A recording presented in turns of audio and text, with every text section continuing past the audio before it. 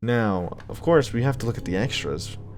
Willie, that's what this is. This is the quote-unquote Mickey. Willie is the poster boy of Oblitus Casa and the main tune Jake encounters throughout the main nights. A distorted image of Mickey from Steamboat Willie. Willie is based on the main antagonist of Five Nights at Treasure Island version 3.0. Willie, the replacement for the at-the-time removed photo-negative Mickey. Although he received a lukewarm reception from fans due to the circumstances surrounding his addition, Willie would soon become iconic in his own right, with many eager to see the character given a second chance. Belial is a newly formed tune based on Sadie, or as she's known now, Hortensia. Practically a toddler, Jake must keep her drawing from completing itself to prevent her from forming the office. She is based on Hortensia, a character planned for the 3.0 version of Five Nights at Treasure Island. Daisy. Yeah, disgusting. Daisy is a tune resembling the head of Daisy Duck, with a set of tentacles protruding from her. She was planned to make an appearance in the 2.0 version of Five Nights at Treasure Island and was also planned for the 3.0 version before her starting maroon was removed from the game. Alright. Corrupted / ink blot face. This was the poor excuse of a Mickey in the attic. The face returns in Oblitus Casa, visibly decayed since his last outing with new, seemingly human parts. He is smarter and more self-aware than the other tunes, and is the only one active during Jake's last stand against Mother. Next we have Photo-Negative Minnie, the photo-negative version of Minnie Mouse. In earlier versions, this mini character in the game sported the same color scheme as photo-negative Mickey. This changed in version 3.0, where there was instead a version of her with the normal color palette, which would later evolve into the character of Impurity. The photo-negative incarnation of the character finally returns for Oblitus Casa. Here we have Pete, one of Disney's oldest characters, predating even Mickey Mouse himself. Really? Often portrayed as his foil. In Phase 2.0 of FNAF, we're just going to say FNAF, development, Pete was planned as a non-canon bonus character and was the last thing added to the game before it entered 3.0. Here we have Dippy / Goofy, a black and white toon resembling Goofy. His name references Goofy's original name, Dippy Dog. Unlike the majority of the Casa cast, Dippy was created for and is debuting in Oblitus Casa. Ah, nice to meet you, Dippy, I suppose. And here, of course, we have Mother / Mick. Following Jake's encounter with her in FNAF, Mother is once again encountered after the burning of Hourglass, where she reveals the true scope and extent of her being and the island, before taking a physical form, that of Mick. While the Mother character is a drastically rewritten and updated version of God from previous incarnations of FNAF, Mick's role in the franchise was initially much smaller. And of course here we have Hourglass. After the events of FNAF, Hourglass escaped the FNAF building and roamed the island's forests and sewers, slowly decaying. Jack encounters them once again in the utilidors / tunnels beneath the island, before setting them alight and ending them in Night 5. And then here we have the Shades, ghosts of the past. The Shades are ghastly and nightmarish creatures representing the FNAF cast, memories of a period Jake would rather forget. The player must fend them off in post-mortem. Jeff? Oh, Jeff the Killer. Okay. This Creepypasta legend was originally planned for a bonus mode during 2.0 FNAF. Jeffrey Hodek is the younger handicapped brother of Louis Hodek. Jeff was mentally abused and tormented by his brother after their parents' passing, leading to his infamous killing spree, which included his brother. What in the world? Slender Man, cited as far back as Egyptian times, the Slender Man is an infamous creature that terrorizes children and young teens around the globe. What in the world is that? Smile Dog. Smile JPEG can be traced back to 4chan's back in the early 2000s of 4chan. Apparent victims of the image claimed that posts and emails with it attached would often come with a command to spread the word. Okay, so this is more of a creepypasta. Eyeless Jack.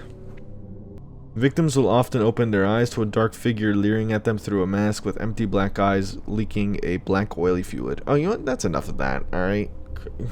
Creepy. What are these creepypastas? And question marks. Or is it just gonna keep going with question marks? That's like 7 question marks. That's a lot.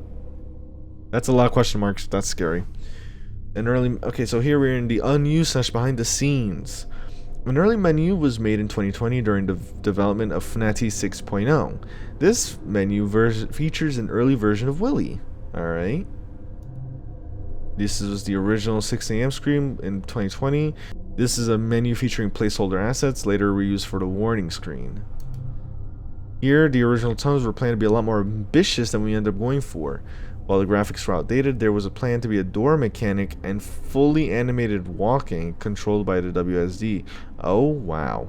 So, a full free roam. Before we made any story changes, the shades were originally going to be more nightmarish versions of the shadow creatures in FNAF 6.0.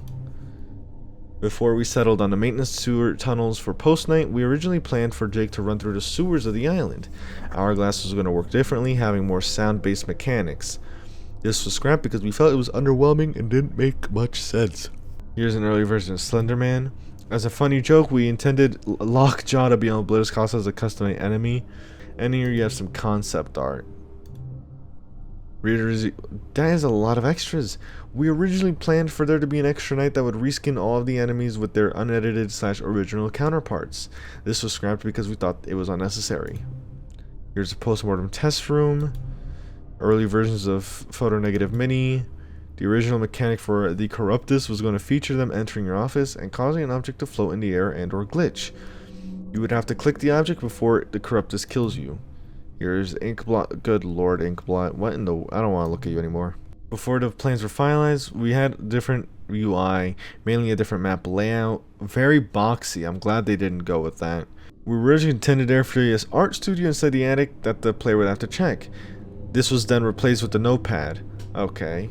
Early version of Willy. More game concept art. Making Hourglass. Oh. Here you have the process. The melted bits. Wow. That looks really nice. So now jump scares. At the rate we're going, this might be in its own video. Who knows? Oh, that's Willy. That's corrupted ink blot. No, corrupted face. That's Photo Negative Mini. That's Dippy. And then we have some that we haven't seen yet. And of course we can have cutscenes to rewatch, plus a secret one I see. Of course this all comes down to... You're telling me there's 6 additional... Uncap AI? What does that mean, uncap AI? Oh, I see. 600 mode. Now that would make for a video. Let's go for it. Oh. Yeah, you literally... Oh.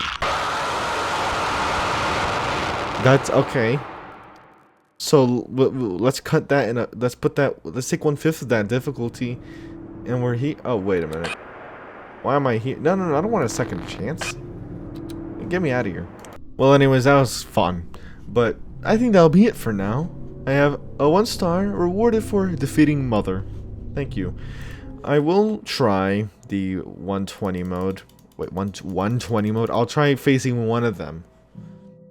We're gonna go for the 620 mode for sure. I wonder how you get these. Maybe by completing 620 mode is that. Maybe that's how you get that. But of course, with that said, I think it's safe to leave it off here. If you did enjoy, leave a like. If you want to check out the game for yourself, of course, it'll be in the description below. And with that said, I hope to see you in another video. Take care.